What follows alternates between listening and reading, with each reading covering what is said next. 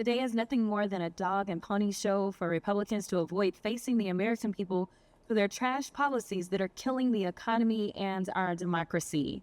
Despite Republicans' claim of backing the blue and being the party of law and order, we're here today because Republicans are willing to throw our country's top law enforcement agents under the bus to appease Trump and execute his political vengeance. Now, I know remembering things is hard for some of my colleagues on the other side of the aisle, like remembering not to add reporters into a Signal chat discussing military war plans. But let me remind my colleagues that it was Trump who decided to store national secrets and classified documents next to his oversized bathtub and toilet at Mar-a-Lago. It was Trump who took the documents out of the boxes and shared them with his guests. It was Trump who told his staff to move the boxes when the FBI was coming. And it was Trump who appointed Director Christopher Wray as head of the FBI, the same director that allowed the investigation to move forward. As much as Trump and Republicans hate to accept it, we are still a country with laws. And when you break them, there are consequences. Now, make no mistake, we should all be concerned about the FBI. But my concerns as ranking member of this subcommittee, as a member of Congress, and as an attorney, as well as a citizen, are based on things called facts. And when I say facts, I mean clear, indisputable facts, not those alternative facts my Republican colleagues continue pushing onto the American people. So let's talk about facts. Fact. Even prior to being confirmed by the Senate, Kash Patel was directing officials within the FBI to fire members within the Bureau simply because they worked on the lawful investigations into Trump. Fact. Patel failed to disclose his previous work and financial ties with the country of Qatar, a country that, had you had read the Mazars report, released last year by the House Oversight Committee, you would know paid close to $500,000 to Trump while he was president of the United States. Unsurprisingly, the FBI's Foreign Influence Task Force was recently disbanded, and the DOJ also cut back on its Foreign Agents Registration Act enforcement. Our enemies are jumping up and down now that we're doing their work for them. Another fact, Patel has never even been an FBI agent and is now leading the Bureau. Even one of today's Republican witnesses organizations, the Bureau, has advocated having an FBI agent lead the Bureau.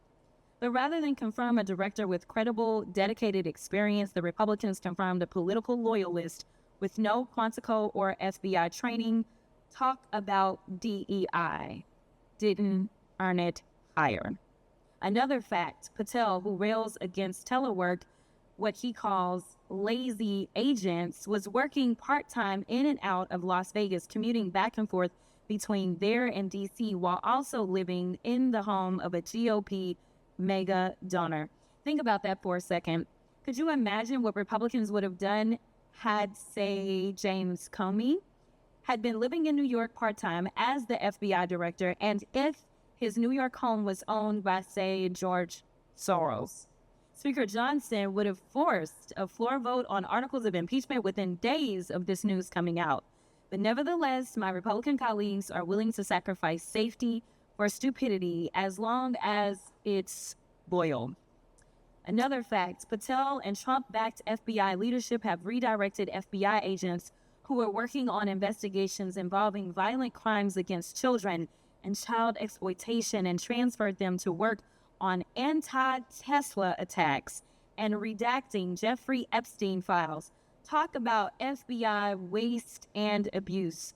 You simply can't make this stuff up. To be clear, Director Wray testified before Congress last year, noting that, quote, if each one of the FBI's cyber agents and intelligence analysts focus exclusively on the China threat, China's hackers would still outnumber FBI cyber personnel by at least 50-1.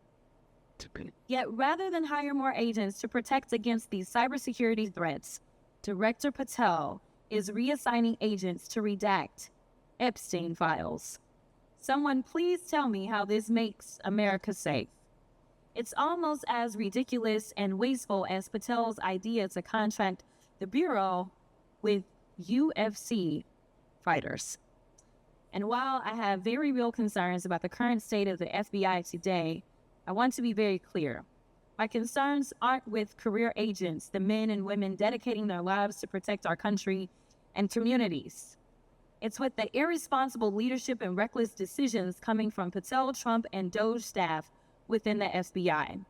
Our Bureau needs resources to do its job effectively. What it doesn't need is 20-something-year-old Doge bags reviewing materials without having undergone proper vetting and clearance. The American people have a right to be worried, but these worries shouldn't be based on Republican baseless conspiracy theories. Our country is already on a dangerous path, pushing closer to causing irreparable harm. Republican members need to wake up and put Trump loyalties aside to engage in real oversight of the current FBI before it's too late.